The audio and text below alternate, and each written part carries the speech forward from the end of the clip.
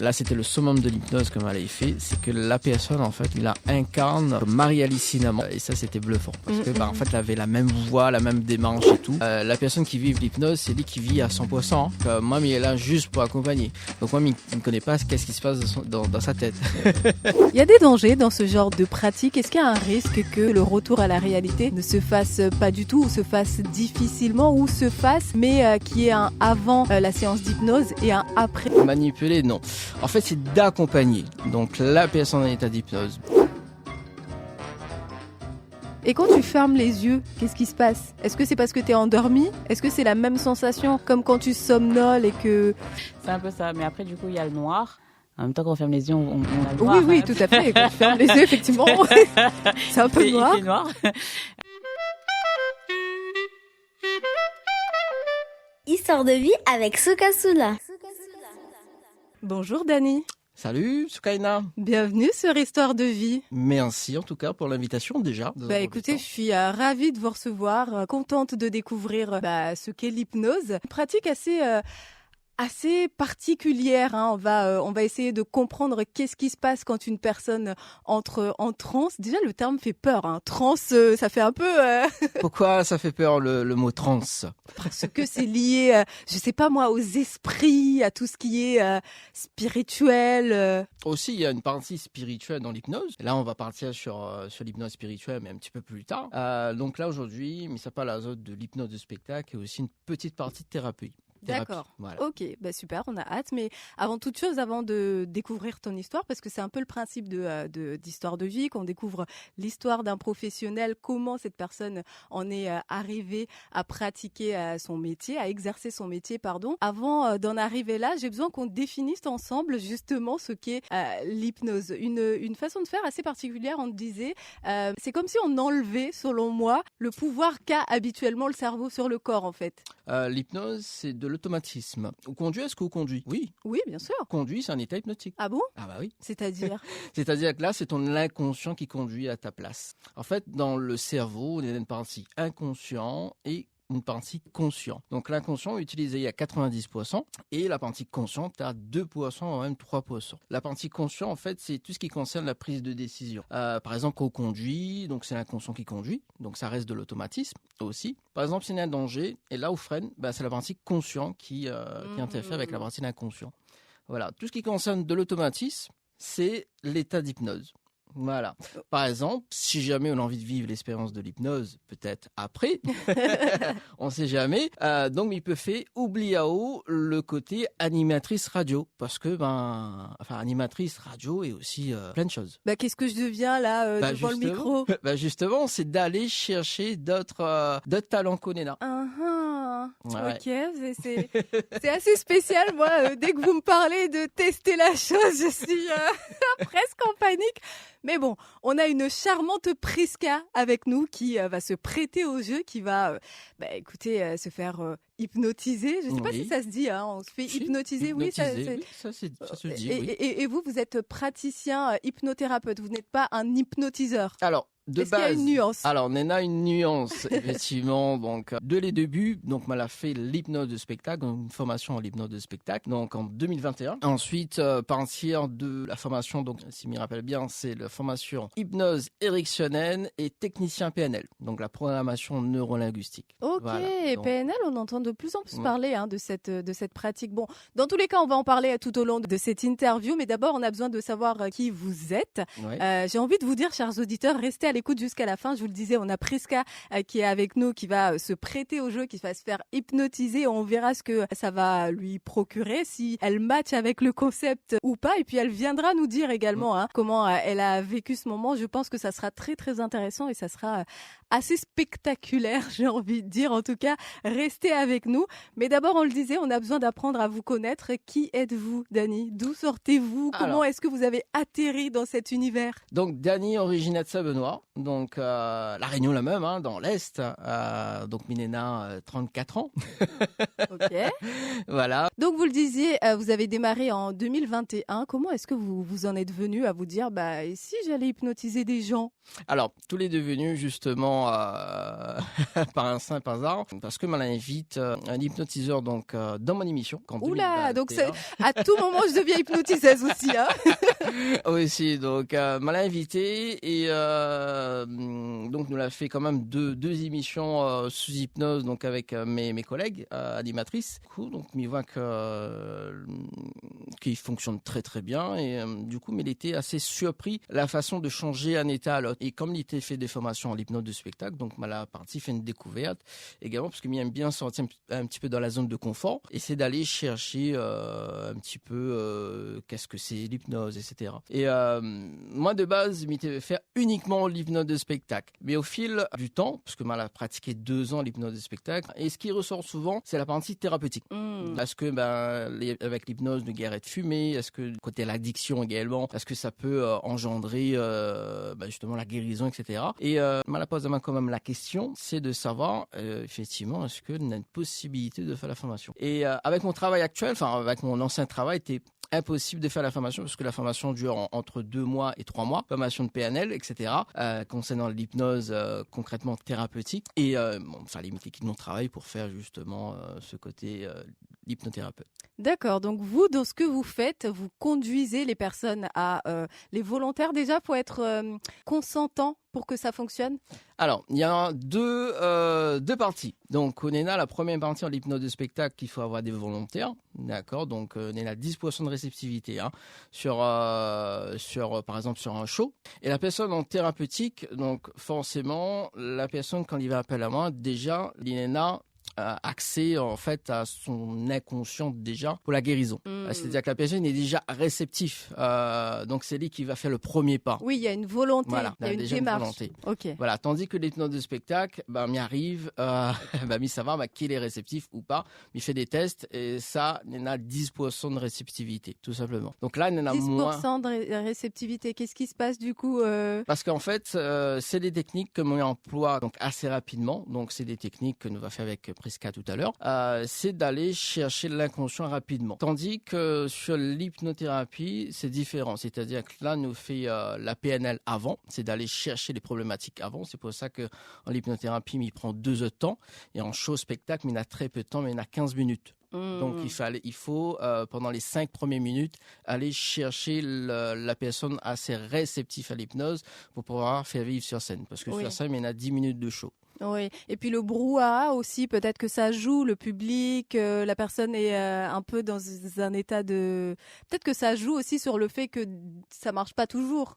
Ça fonctionne pas toujours, donc m'a eu des cas qui fonctionnent pas aussi, donc il faut dire. Et à ce moment-là, qu'est-ce qu'on fait en tant que... Justement, parce que même il aime bien quand il fonctionne et qu'il fonctionne pas. Pourquoi? Parce qu'on est là ce côté croyance où il dit oui, l'hypnotiseur il prend le contrôle total de la personne. Donc voilà, bien entendu ça plein de fois. Et juste pour démontrer donc que l'hypnose il peut pas être réceptif à tout le monde, c'est de prendre justement une personne moins réceptive et de donner la suggestion par exemple d'oublier son prénom. Donc la personne n'oublie pas son prénom. En revanche, la personne à côté il est beaucoup plus réceptif. Donc la personne il va complètement oublier son prénom. Moi, ce qui me fait vivre sur la scène, justement, c'est ça. Waouh, donc il y a vraiment ce genre de détail. Par exemple, un prénom, on peut réellement oublier son prénom pendant un moment. C'est ça. Oh mon Dieu, j'ai hâte vraiment d'avoir le retour de Prisca et de savoir si tout ça fonctionne réellement ou les gens font semblant. Parce que moi, effectivement, quand je regarde des spectacles comme ça d'hypnotiseurs ou de magie, je me dis toujours, en fait, c'est... Voilà, on fait semblant, c'est pour le show et puis j'ai jamais eu personne qui m'a confirmé que ça a été véridique. En tout cas, Prisca, là aujourd'hui, ta mission est de la plus haute importance. Bon, on va parler de l'hypnose. Vous nous parlez de PNL, vous nous parlez de l'hypnose ericksonienne. C'est quoi la différence entre toutes ces notions? Alors, l'hypnose, PNL, c'est la programmation neurolinguistique, c'est au niveau des ancrages. C'est la thérapie assez rapide. Donc, par exemple, moi, j'utilise ça pour la confiance. Donc, mettre la personne dans un état d'hypnose, donc avec les techniques de base. Et c'est d'aller chercher un état de confiance.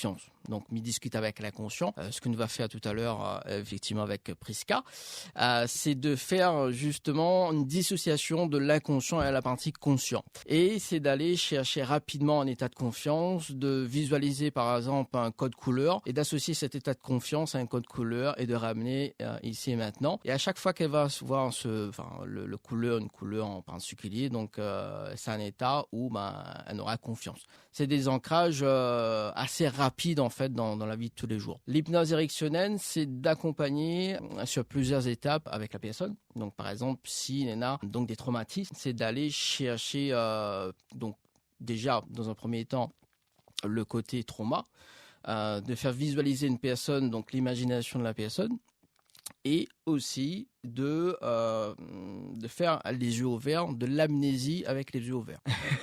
L'amnésie avec les yeux ouverts, ok. Ça, c'est intéressant. Moi, j'ai surtout hâte de découvrir aussi comment vous procédez, parce que vous rentrez réellement dans le cerveau de quelqu'un. Ouais. Vous manipulez, en fait, c'est vous qui prenez les rênes. Manipuler, ça c'est pas un mot à dire. Manipuler, non.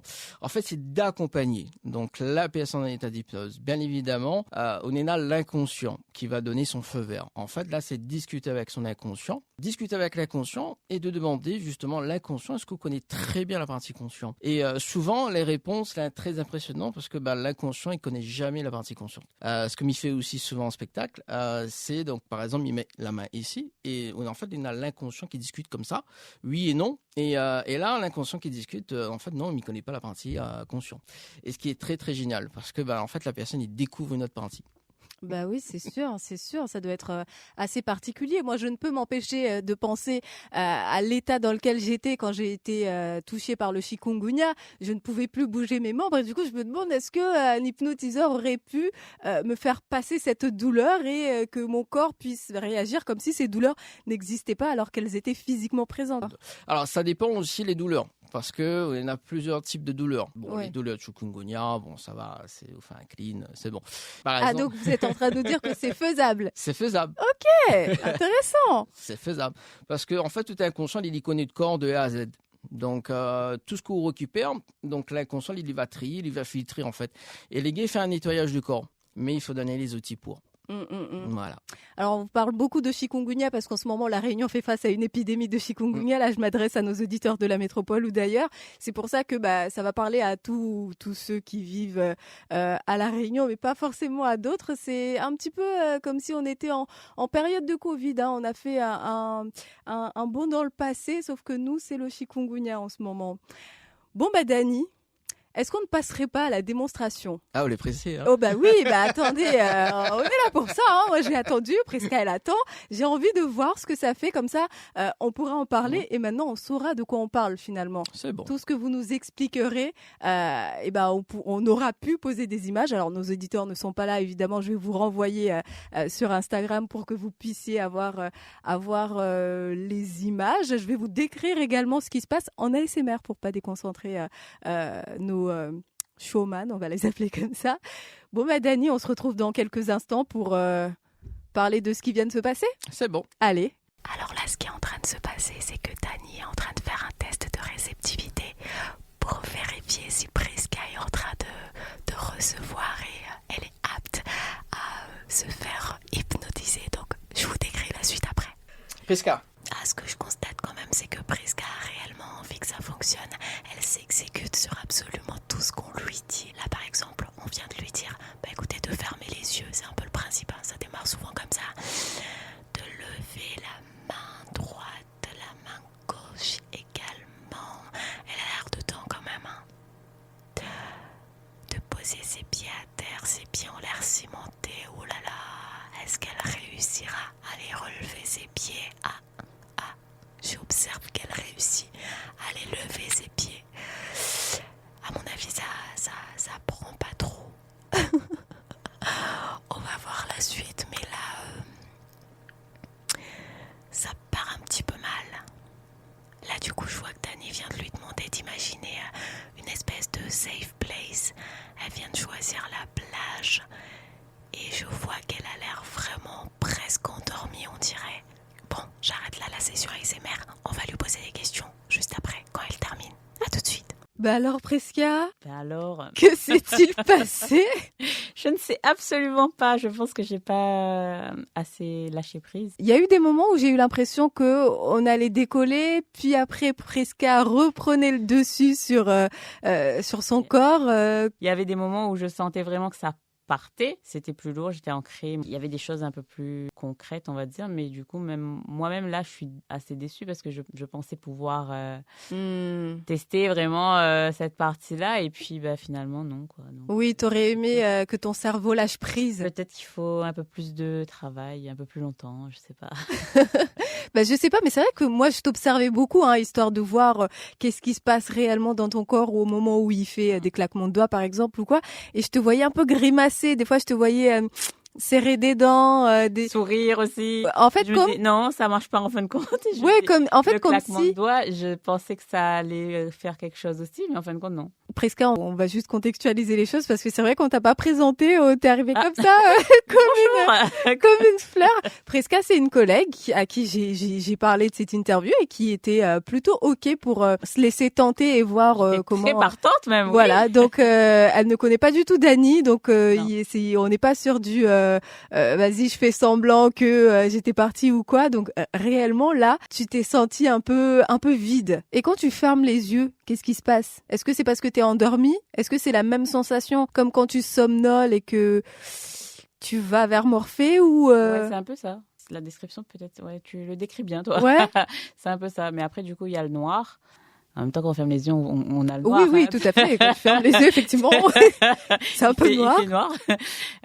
Et après, tu as ton imagination, ton inconscient qui t'emmène là où tu as envie d'être, en fin de compte. Ah ouais, d'accord. Et à un moment, il t'a demandé, il t'a dit que tes pieds étaient cimentés. Oui. Donc, en fait, je sentais plus trop les mains. Et du coup, la pression, le poids était descendu dans les jambes. Enfin, dans mes pieds. Concrètement. Donc tout le poids de ton corps était... Ouais, dans le sol. Ah ouais. Ça, c'était bizarre aussi. Ouais. Qu'est-ce que tu retiens de cette expérience? Du coup, j'ai réussi. Que j'aimerais bien que ça fonctionne. Quelle aventurière. Mais merci en tout cas de m'avoir proposé. Et du coup, je suis déçue, mais j'ai envie de vivre plus, tu vois. Bah merci à toi, attends, de t'être prêté au jeu, d'avoir presque prêté ton corps pour qu'on expérimente et qu'on voit comment est-ce que ça prend. Bah là, pour le coup, ça a pas énormément pris, mais ça a quand même pris. Pour moi, c'est quand même un truc de ouf de voir qu'il dit tout doucement, tu vas t'endormir, et que effectivement, tu te retrouves dans un état où t'es quasiment, ouais. Ouais, c'est assez spécial.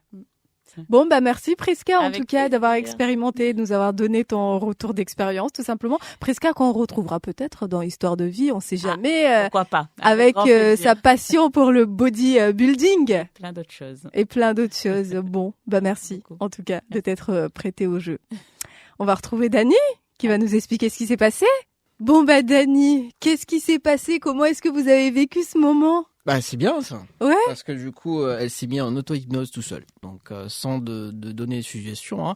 En tout cas, les pieds qui sont lourds, donc j'ai pas donné la suggestion. Donc ça s'est senti tout seul. Donc en fait, elle est en état, c'est un état de conscience modifié, l'hypnose. C'est pas l'hypnotiseur qui prend le contrôle comme ça, direct. On l'a pu voir aussi également que les paupières deviennent très très lourdes. Donc la main qui se rapproche automatiquement. Donc les suggestions données. Donc il y a quand même donc certaines suggestions qui sont passées. Et il y a d'autres moins. Voilà. Donc le but sur l'hypnose du spectacle, donc là on a fait un petit peu en mode en mode détente, etc. Si elle est déçue de pas avoir vécu l'état hypnotique du mode spectacle, c'est qu'elle a vécu un beau moment d'un état de bien-être. Oui, elle avait l'air détendue après. C'est ça l'hypnose. C'est pas le spectacle, c'est pour le show, d'accord. Donc il y en a plusieurs signes inconscients justement que là fait que elle est partie dans un état de bien-être. Et après elle a dit aussi que elle est là, elle est pas là, le conscient elle est là, etc. Parce que elle lâche pas totalement prise. Mais en mode thérapie, ça peut le faire. Ouais. Quelles sont les techniques est-ce que vous avez utilisées pour faire rentrer Prisca dans un état second? Alors, il y a eu de l'hypnose classique et l'hypnose érectionnelle sur les deux en même temps. Donc, la partie l'hypnose classique, c'est justement les deux mains. Comme c'est l'hypnose classique pour voir comment la main devient très très lourde, devient de plus en plus légère. Et l'hypnose érectionnelle, c'est justement discuter avec la partie consciente, de voir justement l'inconscient où ça il est, où ça est en train d'imaginer, etc. Ça, c'est d'aller dans son imaginaire et d'accompagner justement la personne, d'aller découvrir des choses. Voilà. On parlait du consentement tout à l'heure avant de passer à la démo. J'ai l'impression qu'il y a eu ce côté aussi où Prisca donnait l'autorisation ou des fois inconsciemment, j'observais ses mimiques, elle ne donnait plus forcément cette autorisation à ce qu'on aille plus loin. J'ai l'impression qu'il y a eu un peu de ça. C'est ça. Effectivement, avant d'aller sur un état de profondeur, mais il demande toujours si la personne il veut aller en état de profondeur ou pas. Bien évidemment, la personne qui vit l'hypnose, c'est lui qui vit à 100%. Donc, moi, il est là juste pour accompagner.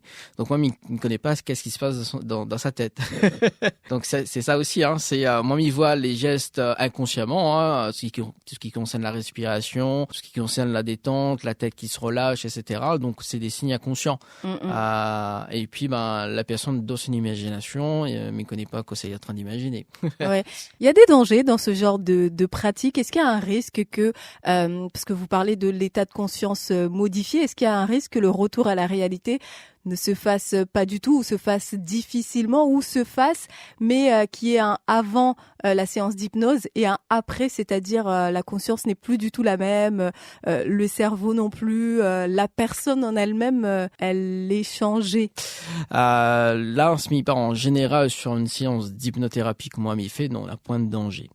Voilà. D'accord. Mais en revanche, sur la partie beaucoup plus profonde, sur la partie hypnose spirituelle, on va dire une petite partie que moi m'y connais, mais connais pas beaucoup, il faut bien sécuriser la chose. Parce qu'on est dans un sommeil de transe profonde hypnotique, quand vraiment on n'est plus là. Et là, c'est où fait un voyage astral. Alors, en fait, des fois aussi, le voyage astral est en rapport aussi avec des rêves.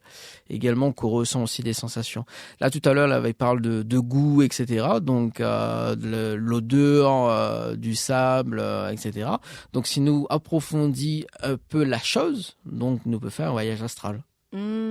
Ok, assez spécial. Bon, les auditeurs, dites-nous en commentaire si vous avez déjà fait des voyages astrales ou si vous avez déjà été hypnotisé, si vous vous êtes déjà fait hypnotiser et que ça a marché, qu'est-ce que vous avez ressenti, histoire qu'on puisse un petit peu en savoir un peu plus. Ça sera toujours intéressant. Mettez votre expérience en commentaire.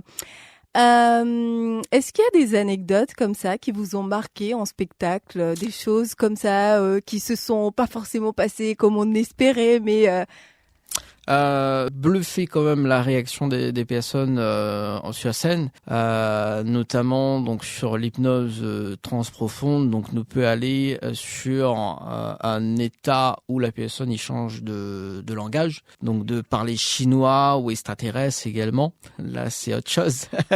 La personne il parle pas d'un mot anglais, donc la personne en état d'hypnose il va cause anglais. C'est pas vrai. Ouais. Et nous peut faire aussi même la régression en âge. Donc la régression en âge. Juste, je m'arrête sur ce truc de langue. Comment est-ce que c'est possible? L'inconscient. Où est-ce que tu inventes ton vocabulaire? Où est-ce que tu vas le chercher? Je veux bien inconscient et subconscient, mais il y a quand même une base. C'est l'apprentissage. Il y a l'apprentissage, mais l'inconscient, en fait, je veux bien, il enregistre cette information en fraction de seconde. Donc, c'est-à-dire que si la personne a vu un mot anglais ou il regarde beaucoup de séries, etc., sous-titrées, etc., donc l'inconscient, il enregistre l'information. Il suffit de débloquer l'inconscient et d'inventer, on va pas dire d'inventer, mais de captiver les mots en anglais, par exemple. Donc la personne, effectivement, il va enclencher le côté langue anglaise. C'est comme il fait aussi souvent donc la star préférée. Donc des fois, niveau star préférée, c'est aussi donc des stars américains. Et là, la personne, il va cause anglais. Donc ah ouais. Oui. J'aimerais bien tester, moi. J'ai un niveau d'anglais, laisse tomber.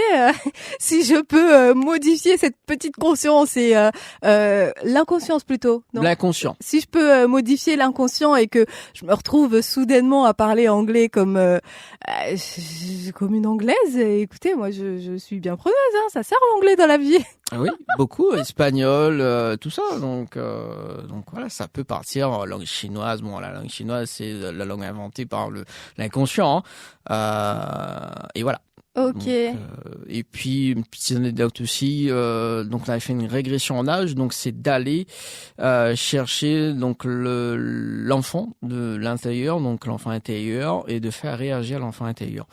Et donc on l'a fait sur une personne de 40 ans. Donc 2 personnes de 40 ans. On a fait une régression en âge à l'âge de 8 ans.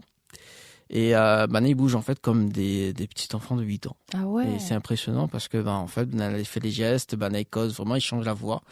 Et là même aussi, une petite anecdote, c'était l'un de mes premiers pas dans l'hypnose. Et là, c'était le summum de l'hypnose comme elle avait fait, c'est que la personne, en fait, il la incarne. Donc, Marie-Alice Cinnamon, en fait, elle avait les mêmes faits et gestes et tout. En fait, il a incarné donc l'humoriste, donc Marie-Alice Cinnamon. Et c'était impressionnant parce qu'on a fait des caméras cachées et tout dans les hôtels. Donc, on a piégé 3 hôtels effectivement, et ça, c'était bluffant parce que en fait, elle avait la même voix, la même démarche et tout, et elle avait les mêmes sketchs en fait parce que la personne est fan de Marie-Alice Cinnamon et donc il a imprégné le côté humoriste. Oui, donc il y a une petite base quand même, c'est qu'elle suit beaucoup ce qu'elle fait, donc effectivement c'est un peu plus facile de mimer cette personnalité-là. Mais la voix, il change. On a tout le côté voix, le côté trait du visage et tout, ça change beaucoup. Quand on est en état d'hypnose transprofonde, que la personne y incarne un personnage. Ok. Voilà. Je reviens justement, vous me tendez la perche sur cette voix. C'est vrai que quand vous hypnotisez quelqu'un, il y a aussi l'intonation de la voix. Je pense que ça fait partie des outils que vous utilisez pour capter l'attention de la personne, parce que c'est ça l'objectif finalement pour que ça puisse bien marcher. Il y a la voix, je pense, l'intonation, et puis cette voix qui s'accélère au fur et à mesure. C'est tout ça, c'est calculé. Ça s'appelle de la confusion. Et qu'on fait la confusion, en fait, on fait totalement lâcher prise. On dit, les paupières deviennent de plus en plus lourdes, de plus en plus lourdes, de plus en plus lourdes, de plus en plus lourdes, de plus en plus lourdes. Il accélère. En fait, la personne, que j'ai en train de dire moi. Et en fait, on fait totalement lâcher prise, en fait. D'accord. On a ce côté technique que tous les hypnotiseurs qui font. Donc, c'est d'aller chercher justement ce côté rapidité. Mais avant ça, il faut que la personne y ait déjà sécurisé de base. Donc, en fait, la personne, en essayant de comprendre ce que vous êtes en train de dire, vous captez son attention comme ça, et c'est comme ça que vous êtes. En fait, c'est d'embrouiller la partie consciente pour que mène une réponse inconsciente. D'accord, ouais. Ça fait un peu aussi la PNL. Donc c'est aussi la PNL, voilà. Donc. Ok, je vois. Il y en a aussi qui utilisent des outils. J'ai ce souvenir de ce film Get Out que j'ai pu voir, une espèce de séquence où t'avais la dame, une hypnotiseuse. Je sais pas si c'est le féminin, c'est hypnotiseuse. Oui. Hypnotiseuse qui, avec sa tasse de café, est en train de touiller comme ça, et au fur et à mesure, la scène devient de plus en plus glauque parce qu'on sent une tension dans l'espace, et elle a réussi comme ça à capter l'attention de la personne en face. Est-ce que c'est du réel ou c'est de la fiction? Est-ce qu'avec une tasse de thé et le bruit que ça peut faire, cette cuillère qui traverse la tasse... S'il y a un ancrage de fait, oui.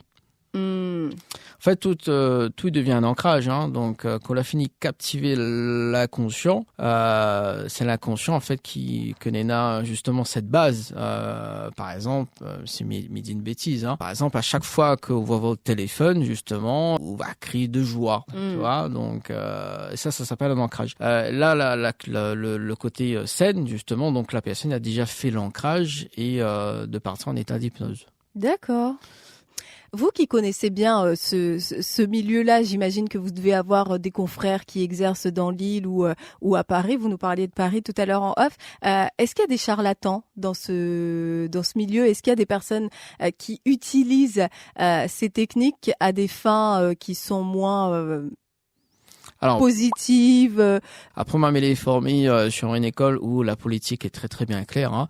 Et puis également, quand nous fait la formation, parce que moi, il est certifié aussi, d'entrée de base, d'entrée de jeu, quand nous fait la formation, donc déjà on a une politique aussi sur l'hypnose.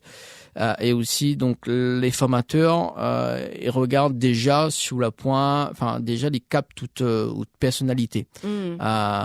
Pour voir, plus tard, que ça va faire avec l'hypnose, etc. En fait, c'est ça, en fait, le truc. C'est, dans un premier temps, voir un petit peu votre antécédent, on va dire, antécédent, et de voir, sur des fins thérapeutiques que ça aimerait faire par la suite.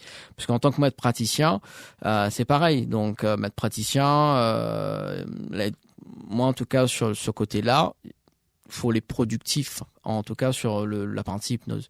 Ça sert à rien de faire cette formation-là si on n'a point déjà des bases en hypnose directionnelle et ça ne va pas vers des cas exceptionnels. Parce que moi, il y a eu des cas exceptionnels aussi de temps en temps. Des cas où des cas de TOC, par exemple, ça m'a jamais fait. Une personne qui appelle à moi, écoute, Lina des TOC, est-ce que les guérissables ou pas? Donc, il me dit, écoute, moi, m'a jamais fait. Pourquoi pas? Donc effectivement, on a fait des séances et les TOC, les guérissables. Oui. Voilà. Ok. Donc il y a plusieurs cas. Là, il parle des TOC, mais il y a plusieurs cas aussi. Après, il y en a aussi donc décrypter des rêves également, parce que souvent, on nous fait des rêves. Et d'ailleurs, chaque rêve, il y en a des messages. Voilà. Bon, là, c'est plus partie thérapeutique. Oui, et c'est ce côté aussi où il y a un lien avec la spiritualité, parce que les rêves, c'est souvent spirituel, et donc comment est-ce que vous arrivez à déterminer que ce rêve-là, sa signification exacte, c'était ça? C'est d'aller fouiller, hein. Donc c'est d'aller fouiller avec l'inconscient et la partie subconscient.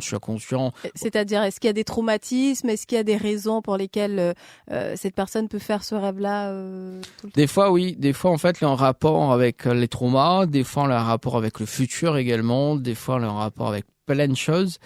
Et voilà. Donc, c'est d'aller chercher les réponses, en fait, dans le futur. Voilà. Et aussi d'annuler certaines choses avant la naissance. Bon, là, c'est plus la guérison transgénérationnelle. D'annuler certaines choses avant la naissance. Ouais. C'est-à-dire? C'est d'aller chercher, quand toutes les clean avec l'inconscient, là, c'est d'aller accès à la super conscience. Et d'annuler, si on veut bien, toutes les mauvaises choses qu'elle a été fait avant la naissance, pendant la naissance, etc. C'est d'aller chercher, régler toutes les choses, en fait. Ok, c'est très spirituel. Non, mais je vois très, on rentre dans la spiritualité pure et dure, là. C'est ça, en fait. C'est le côté maître praticien, hein. Donc, c'est le côté maître praticien, en plus de ce que Mamie fait, hein. C'est d'aller chercher le pourquoi, le comment, que ça allait se passer, etc., dans une vie antérieure. Ça peut annuler des choses et d'accéder à beaucoup de choses dans le futur. Bon, très bien. On va pas aller plus loin. On va rester en surface comme ça. Faites vos déductions si vous le souhaitez. Bon, merci Dany d'avoir été avec nous et de nous avoir. J'en perds mon latin tellement ce que vous me dites me perturbe. Voilà, ça c'est un état hypnotique. Je suis pas sûre. Hein. Si. Je suis pas certaine. Donc oui, merci, je disais, d'avoir été avec nous et de nous avoir partagé toutes ces informations et d'avoir fait la démonstration. Merci à Prisca qui s'est prêté au jeu encore une fois. Écoutez, n'hésitez pas à nous dire en commentaire ce que vous avez pensé de tout ce qui s'est dit dans cet épisode. On est allé un peu oui, droite à gauche. À droite à gauche, mais écoutez, c'était assez sympathique en tout cas de découvrir tout ça. Dany, avant de vous laisser, on donne toujours un mot-clé à nos auditeurs pour qu'ils puissent nous dire effectivement en commentaire s'ils ont bien écouté cet épisode jusqu'à la fin. Donc je vous laisse nous donner le mot-clé du jour. Ça peut être en lien ou pas avec votre pratique. Moi, midi toujours, vive les rêves. Ok. Voilà, c'est le mot-clé. Donc, vive les rêves. Voilà. Très bien. Mettez en commentaire Vive les rêves que vous nous écoutez sur Spotify, Deezer, Amazon Podcast ou Apple Music. Mettez cette phrase en commentaire. Moi, je vous dis à dans 2 semaines, certainement, en compagnie d'un nouvel invité. Je vous dis à très vite. Oula! Avant de vous laisser, mettez une petite étoile. Hein, ça fait toujours plaisir pour que le podcast puisse être référencé. Je dis ça, je dis rien. Comme ça, on pourra varier les professionnels et les personnalités dans cette chaîne de podcast. Allez, cette fois, on peut se dire à dans 2 semaines. À très vite. Merci d'écouter Histoire de vie. Si vous appréciez ce podcast, abonnez-vous pour plus d'histoires.